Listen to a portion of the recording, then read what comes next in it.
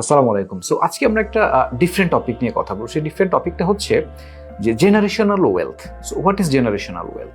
So generational ওয়েলথটা হচ্ছে এমন একটা ওয়েলথ বা এমন একটা ওয়েলথ সিস্টেম যেটা জেনারেশনের পর জেনারেশন এটা কিন্তু কন্টিনিউ হয়। মনে করেন যে আমার বাবা একটা বিজনেস স্টার্ট করছিল এবং আমি তার ছেলে হয়ে কিন্তু সেই বিজনেসটা পরে টেক ওভার করতেছি।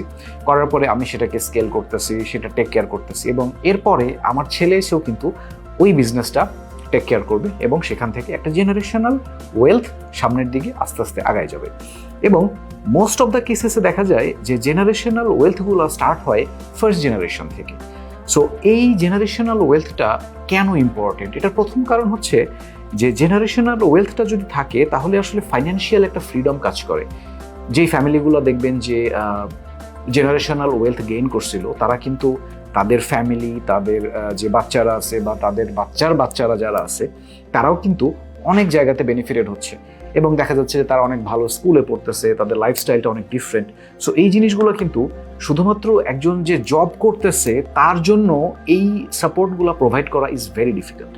সো জেনারেশনাল ওয়েলথ যদি আমরা চিন্তা করি তাহলে আমি বলবো যে বাংলাদেশের প্রত্যেকটা মানুষের আসলে এমন কিছু করা উচিত, এমন একটা বিজনেস করা উচিত তাদের চাকরি বা এক্সিস্টিং বিজনেসের পাশাপাশি যেটা জেনারেশনাল ওয়েলথ বিল্ড করতে হেল্প করবে।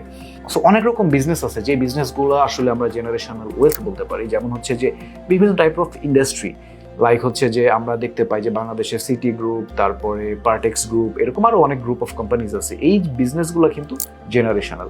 এগুলো হয়তো শুরু হয়েছে 1970 সালে বা 1960 সালে, কিন্তু এখন পর্যন্ত তাদের যে জেনারেশন আছে তারা কিন্তু এটাকে ক্যারি ফরওয়ার্ড করতেছে।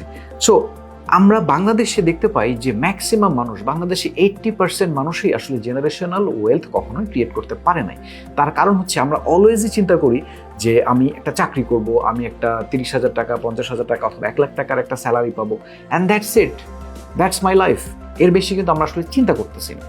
সো আমরা যদি জেনারেশনাল ওয়েলথ নিয়ে চিন্তা করি তাহলে সবার আগে আমাদেরকে কী করতে হবে? আমাদেরকে স্কিল ডেভেলপ করতে হবে। আমাদেরকে জানতে হবে যে কিভাবে আমি এই জেনারেশনাল ওয়েলথটা বিল্ড করতে পারি।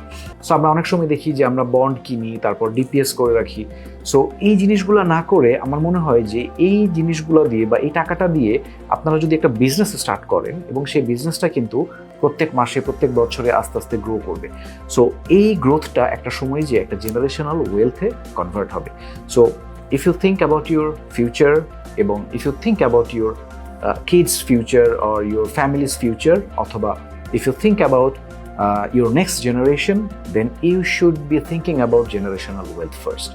So yes, do the job, do the business and try to build something that will give you return in the long run and will help you and support you in the long run. That's it for today. এরপরে আরেকটা different topic নিয়ে আরেকদিন হয়তো কথা বলবো।